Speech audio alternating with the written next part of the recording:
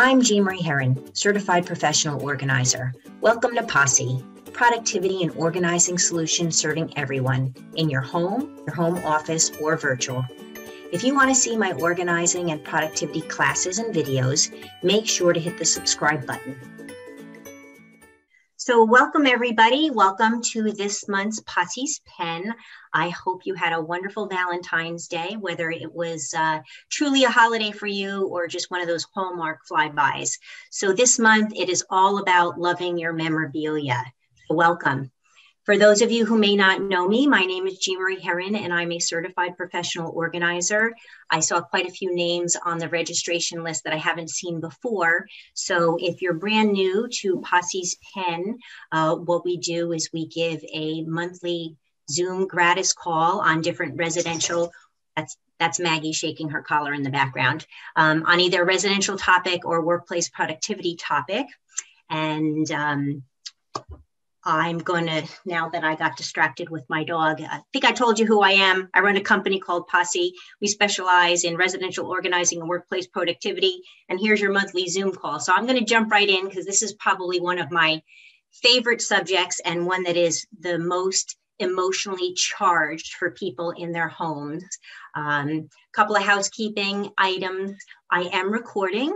And I'm going to keep everybody on mute until we go to Q&A. If you have a dire question, just simply put it in the chat box and my assistant Deborah will keep track of all of the questions.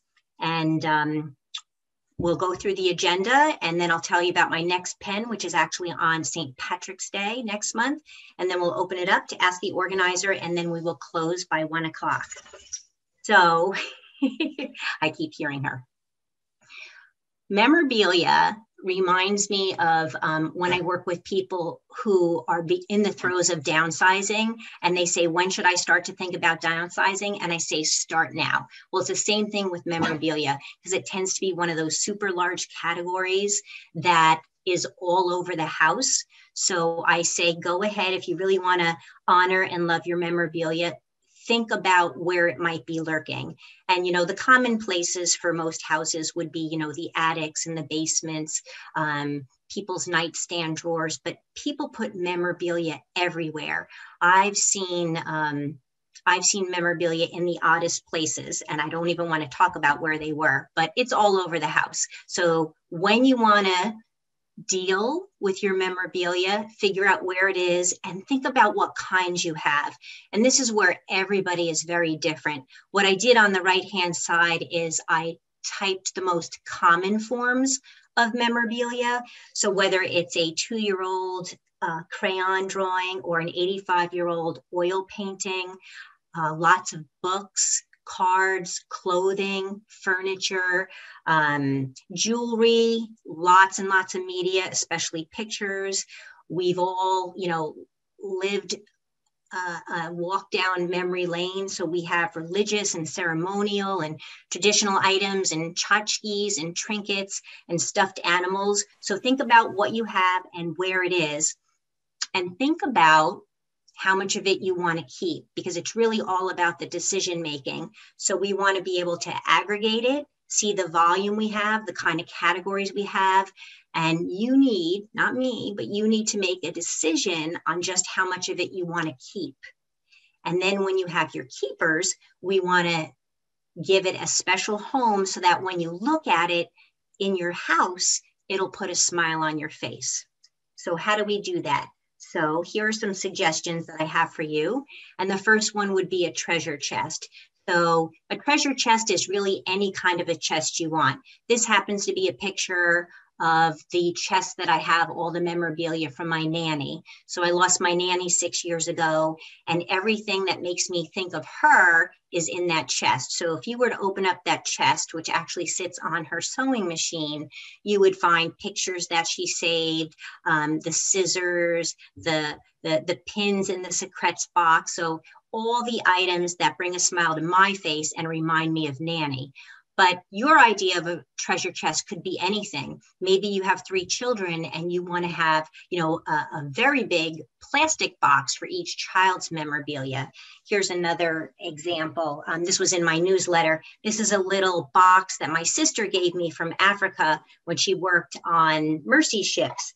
And inside I have different things like my kids' first teeth. So I put this on the shelf in my office, and I honor, treasure, and love it. And I'm able to see it up there, and it brings a smile to my face. So you can put your memorabilia in any kind of aesthetically pleasing box that you might love to have around. The second tip trick I would say would be to think about what kind of boundaries do you want to put around your memorabilia. So that could be the number of items. It could be the size of the space. It could be maybe even a dollar figure that you want to spend on having something memorialized, if you will. So this is a wall that I have in the basement, and I call it our Disney Wall of Fame.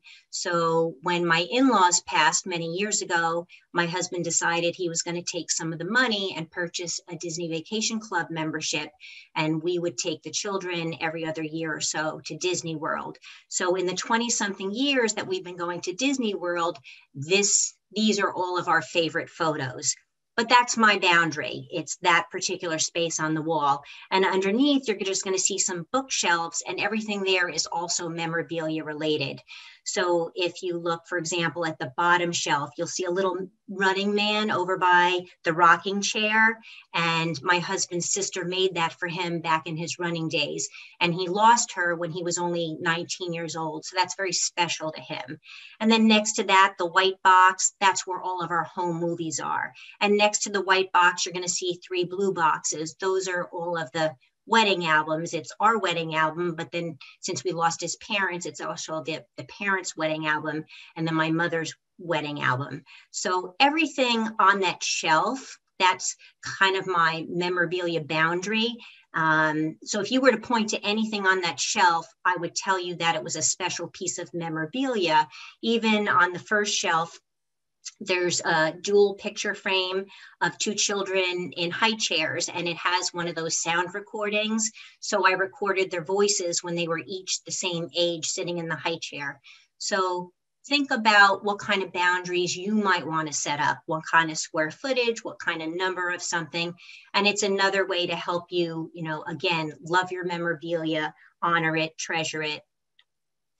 You can also repurpose your memorabilia. So if you have something and it's not functioning in its original intention, like this is one of those old school desks, it even has the inkwell back in the right where you see my Echo Dot sitting. So whether it's furniture, it could be art, it could be jewelry, think, is there a way I can repurpose this? So this desk was, old and tired. It was in the basement of my father-in-law's beach house. And I thought it was adorable. I thought it was a diamond in the rough. So I took it to a furniture refinisher, and I gave it to my husband as a gift one year. But you can repurpose all kinds of things and then display them in your house, and it'll totally bring a smile to your face. So that's kind of a fun one. And I know I'm a professional organizer. So if everybody's looking at that one wire on the bottom, you now know I'm not perfect. And I didn't do my cord management before I took the picture. So I know there's somebody out there laughing at me, but that's okay.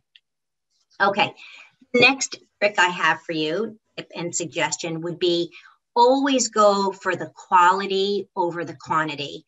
So in this case, I'm going to talk about clothing memorabilia. Many, many people have lots and lots of clothing in their closets that really aren't items that are going to be worn on a daily basis. This is truly memorabilia. And there are all kinds of ways these days to, make quilts and pillows. In this particular picture, this is a twin bed quilt that we had made out of our kids' sports t-shirts and sweatshirts. And that's Maggie in the middle of the bed. But if you look by her stomach, you're going to see a little white pillow with a shamrock that says Mora. And that was actually a terry cloth robe that she wore all the time when she was 2 years old. So I turned that into a pillow. And if you look at the white pillow that's diagonally to the right, that's actually my wedding dress. So I'm not going to wear my wedding dress again. And my daughter didn't want it. So that's also a pillow. So, but there was so much clothing memorabilia that I really had to be choosy about what I wanted to save. So always think about the quality over the quantity that you have. And then if there's a 3D object and you're not going to be saving it, take a picture. And pictures I'm going to talk about on the next slide as well. But here, what I'm talking about are things that are, you know, in this case, it's perishable. So this was a floral arrangement that a dear friend gave me for Christmas. And, you know, I'm sure everybody had a rough holiday with COVID, but this little dog brought me so many smiles every time I walked into my living room. And I knew that, you know, the flowers weren't going to live forever. So I took a picture. So whether it's something like this, or maybe you have somebody in the family that built a humongous 3D Lego project, or maybe you have a puzzle that took, you know, days and weeks to put together. The question you would want to say to yourself is, do I want the stuff or do I want the space? And that's very important in your decision making. So if you want the space, we have to figure out either how to really minimize the stuff or let go of it. So taking a picture in a lot of cases works for people. But let's say in the example of the puzzle, you don't want to get rid of the puzzle and it really is tremendous memories for you because you spent so much time with your family putting it together. Well, what will you do with the puzzle? Will you put it on the top of a coffee table and put a piece of glass over it? Will you spend the money and the time to have it professionally framed? So these are the kinds of questions you want to ask yourself when you're looking at your memorabilia. Am I going to keep it? And if I am going to keep it, how am I going to keep it? So in this particular case, it was take a picture. Which brings me to the expression, a picture not only paints 1,000 words, but it also paints 1,000 decisions. So many, many, many homes are full of hundreds and even thousands of photos, whether it's a combination of developed as well as digital. And it's a subject that most people stomach turns. So the first thing I would say is figure out how you want to see your photos and what kind of a system you want to put in place for yourself. So I'm just going to talk about the system that I use, and then you can creatively borrow the idea. And when we open it up to Q&A, you can ask me more straightforward questions about photos if you have them. So in my house, I take pictures on my iPhone. And what I do is I do this on my system is monthly because I will get overwhelmed with the amount of photos. So on my hard drive, I have a folder set up called pictures. And then underneath that, I have, and computers are different. So whether I call it files or labels, you'll know what it is because I'm not a techie person. So I've got pictures and then I've got 2021. And of course I have a folder for every year that I've been doing this, but say 2021. And then in 2021, I have 12 subfolders called January to December. And so each month I transfer from my phone to my computer the pictures I want to keep, those pictures I really love that I want to see in a future photo album, because that's actually how I like to see my pictures. I actually like to do a photo album. So I'll transfer them over and then I'll delete whatever I don't want. I do this for a whole year. And then at the end of the year, I'll upload everything to Shutterfly, which doesn't cost me anything for their storage. So they have all my photo albums for all these years. And I'll make not only photo gifts, but I'll do an album and then I give it to my husband for Valentine's Day. So the picture you see up in the right-hand corner is actually the Shutterfly album that he received this past Sunday. And that's my system for photos. Everybody's different. Everybody likes to see their photos different. The important thing is to decide how you want to see them and what you want to do with them. Because a project, a photo project, can be full of what I call decision fatigue. And there's lots of professional resources out there, and I'm not one of them. I can do all kinds of photo projects with developed, but I'm not a digital photo organizer. But one of the things, I'm going to give you two things with the follow-up email. And the first one is actually going to be my memorabilia recommendations list. And so what I've done on here is I've put resources that I've used and I trust for clothing, furniture, and photos, so that if you want to hire somebody to do any of these projects for yourself. You know who I've used and I trust and I recommend. And then the second thing I'm going to give you all on our follow-up email is my handout, which is called Love, Honor, and Treasure Your Memorabilia. And it's going to have all these tips and techniques and suggestions for you. So that's going to come in the follow-up email. So for today, though, what I'm going to do is suggest, as we bring this presentation to a closure and we get ready to open up to Q&A, is that if you want to love your memorabilia, you want to start thinking about it now. You want to figure out where it all is. So you want to go and find it, aggregate it from all over the house. You want to make decisions on what you want to keep and what you don't want to keep. And then you want to decide for yourself on how you're going to treasure it. So it sounds really simple, 4 quick little bullets. Start now, find your treasures, select your keepers, and then honor it. But this could take somebody a couple of hours. This could take somebody a couple of weeks. This could take somebody a couple of months. And this could take somebody a couple of years. It has everything to do with who you are, how emotionally attached you are to your things, and what kind of decisions you make in terms of your follow-up. Okay, so Deb is going to put in the chat box just a couple links. So if you want to connect with me on social media, that's going to be there in the chat box. But I'm going to move on and tell you about next month's Posse's Pen, which was all about my decluttering resource list. What has happened in the year of COVID is there's been tremendous movement within charities and all kinds of donation centers. So I'm revamping that list and I will share it with you next month. And if you guys have any resources that you would like to share on the call, they would be more than welcome. So that's going to be next month's call.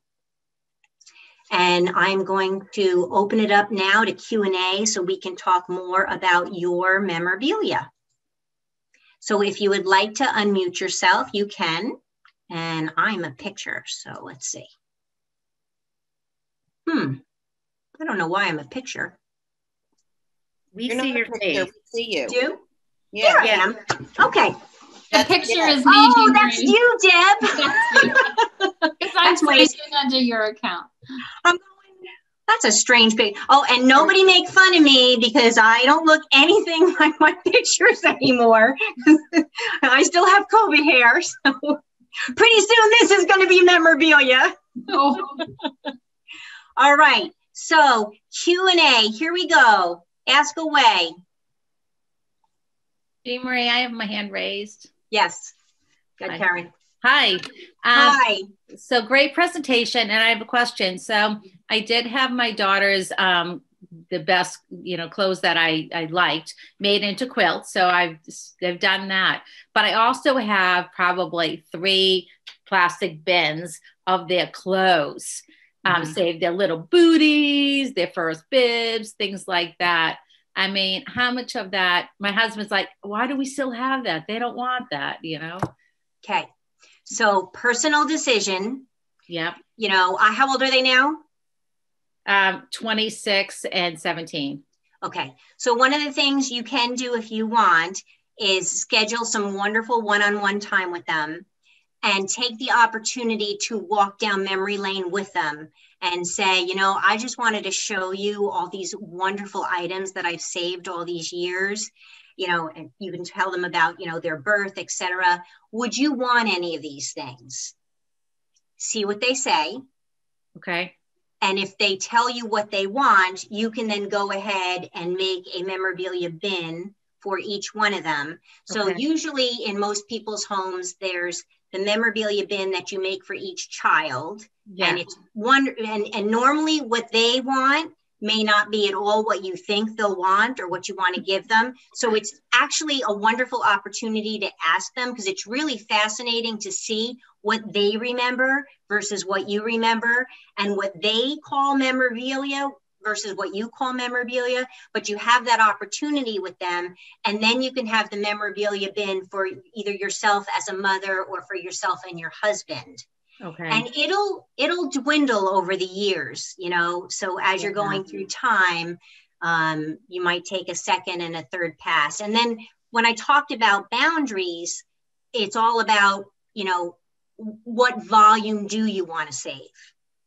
Okay. And, if those things are really important to you and nobody else wants them, you could make a scrapbook, you could make a shadow box, you could pick your favorites, right, and decide again, what product, if you will, am I going to create so that these boxes are not sitting up in the attic.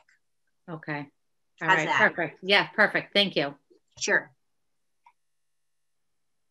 Jean Marie, Sal, go ahead. Hey, Sal, how are Hello. you? I feel honored to be the only guy with his camera on. I'm sure there's other men on here, just no cameras. But I just want to thank you. As you're going through this, it just brought back such memories for me, because one of the things that I still remember was I had my entire basement was all memorabilia. We just kept writing because everything was so important.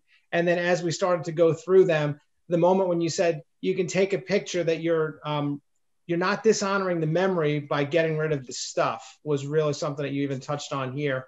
And that was just super powerful for me in my life. So thank you. That was really my just little chime in. But You're welcome. So like this things, somebody else could look at, this pencil and say, donate it, throw it away. It doesn't mean anything, but yet you could have an association to it. And this could have been a very special pencil, and it could have been the last thing that, your father gave to you the night before he died. We can't, judge each other's memories. But it's really important to look at it and make that decision and say to yourself, if I get rid of this thing, it's just a thing. Does this thing want me, or is it me that wants this thing? And to tell yourself that if I let go of the item, I'm not letting go of the person, I'm not letting go of the relationship, I'm not letting go of the memory. And that sometimes makes it easier. And sometimes if you find a recipient on the other end that pulls on your heartstrings, that's also tremendous. So if you can find somebody who's willing to take those items and they're going to love it, use it, and treasure it more than you can anymore, that's also really, really helpful. And I've told this story before. I don't know if it was to, anybody in this group, but I was helping a lovely woman who was moving down south, and she was a nursery school teacher, and she had all these cardboard bricks that she had put together and she had used in all of her preschool classes. And it took up quite a chunk of her garage. And her husband said, just get them, throw them away, put them in the recycling bin. And she remembered, all of the time and energy she took to build those for her preschool students, and how, her little kids loved, they spent hours building things. And she really had a tough time with it. And I said, if I found a nursery school that was willing to take your cardboard bricks, would you let me take them to the nursery school? And she said, absolutely. So, sometimes finding again, that other person on the other end that can receive something from you is a great thing to do if you have time.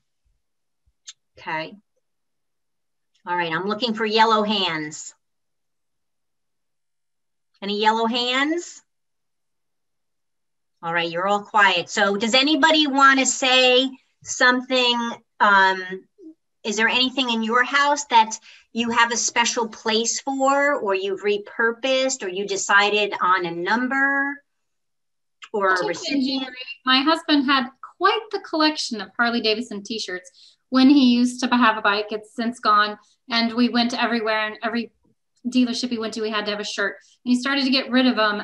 So we did like you did with the sports memorabilia. We made a quilt out of it.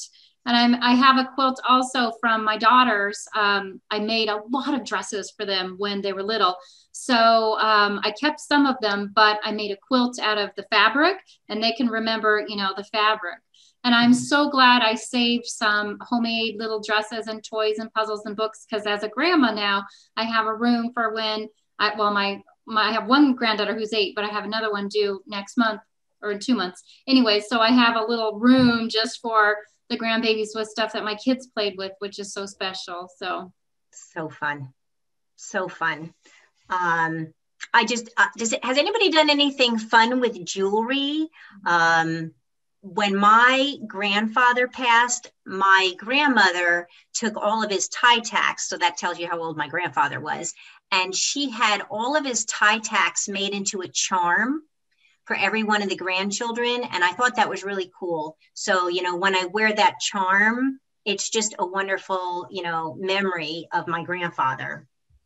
So does anybody have anything they've been given by somebody else that they want to talk about?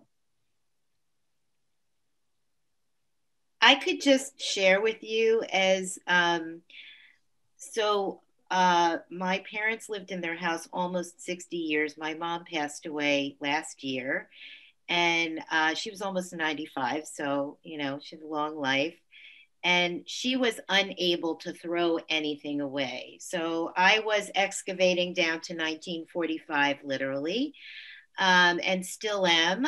And I just want to tell, I don't have any biological children, but I just want to tell all of you parents, all of you people out there, that it is so overwhelming to deal with all of these things. And, you know, one of a family member said to me, you know, I said, I feel like I'm dishonoring her memory by just throwing things out. And, you know, this person said to me, well, those are her memories. They're not yours. And so that was helpful for me, you know, because it does feel a little, you know, like she held on to these things with such great care. Although care is at a certain point, it just, I think she was overwhelmed by it all. It was encroaching in her every space in the home. Yeah. So, but you know, it was helpful for me to, you know, to feel like, okay, I don't have to hold all these things. But last weekend I found my bat mitzvah dress, my gown, and the one that I wore to my brother's bar mitzvah when I was 9. It's a really pretty dress, and she never let me wear it because it was too special. So I never got to wear it. So just, you know, just a thought, you know, as somebody who's experiencing dealing with all of this stuff, you know, it's just too much for those of us whose lives it is not. So, you know, that's it. Thank you. Thank you for sharing that. Does anybody else want to share anything from their house or their parents or grandparents or what they're doing, you know, for their children? I just have a story in line with Victoria's. My mom passed away 17 years ago at 57. And I was long before I met Jean Marie. I basically took her whole house and put it in my garage because I just wasn't in the place to go through it.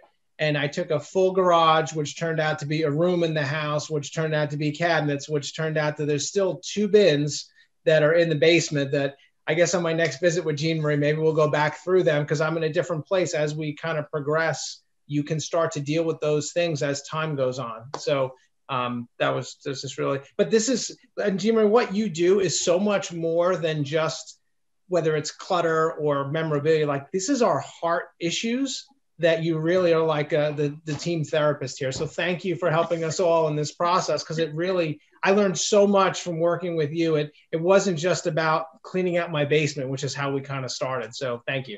You're very welcome.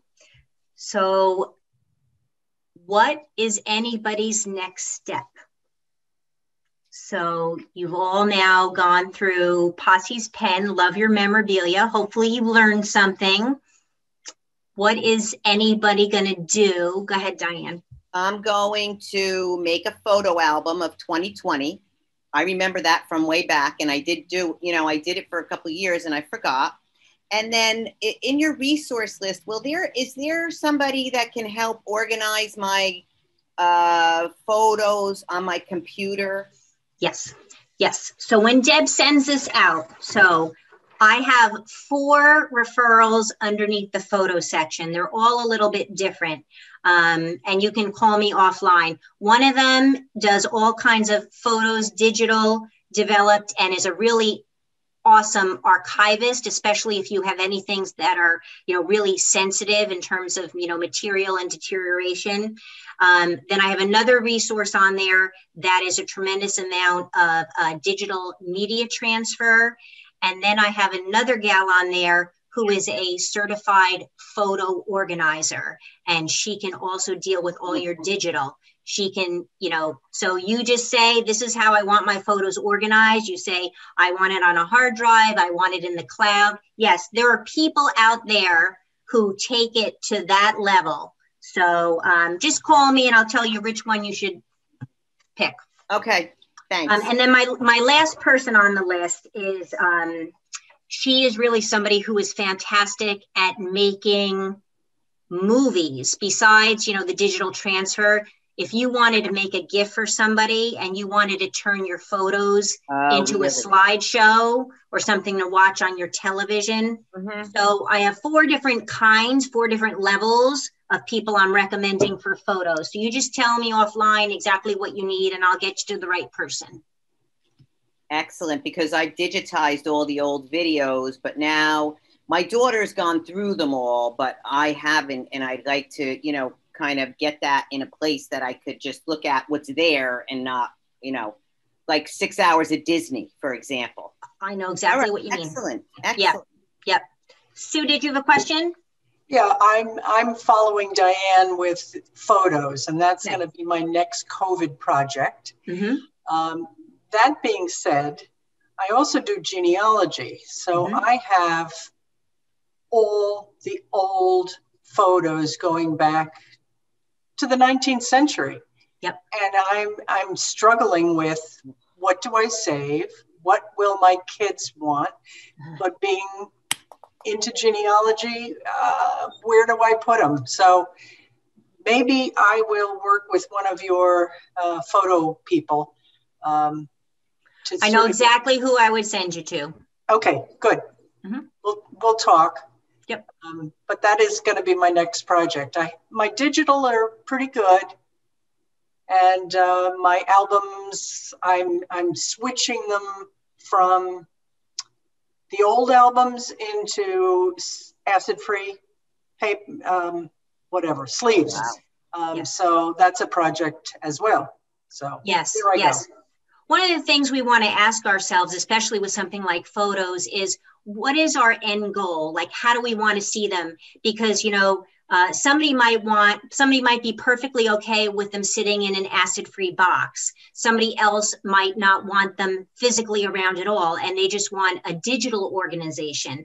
Somebody else might want their photos run through one of those, digital frames on their kitchen counter that connects to the internet, so that when, their 20-year-old granddaughter throws something on Facebook, boom, it shows up in that, on that digital frame. Yeah. So we all want to say to ourselves, how do we want to see them? For me, I am totally old school. I love a photo album. Like, I want to sit in that rocking chair against that wall and look at a photo album. And I've got 1 foot in the old world and 1 foot in the new world. And it's still a photo album, but they came from my digital photos. Yeah. And I'll be on, I'm very candid. I have about 20 real photo albums that I haven't transferred yet. And that's on my list to do. And that's just a matter of me hiring one of these people, picking out which photos out of the albums I want digitized. And then on my computer, once I do that, I will have probably from 1999 through, 2022, and it'll be completely organized. Good. Thank you. Mm-hmm. All right. We are a little bit after 1. Is everybody ready to go home? If you didn't eat your lunch, are you ready to eat your lunch? Well, thank you all for joining me. I hope you can make it on St. Patrick's Day. And if you can, bring your favorite decluttering resource list.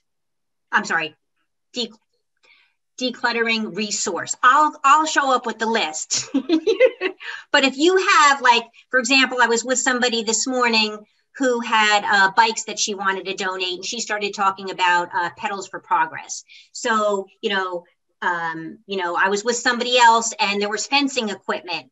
And I know that fencing equipment I can donate at Blue Gauntlet. So whatever decluttering resources you have, bring them and we'll all share with each other.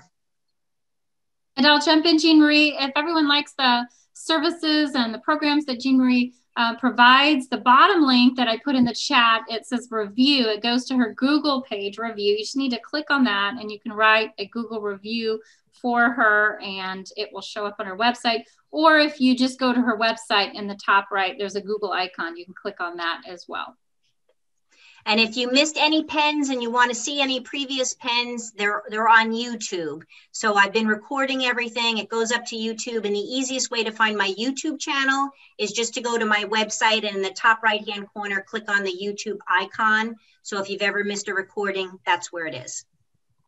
All right, everybody, have a good month. Stay safe in the next snowstorm. Okay, all right, thank you. Okay, bye.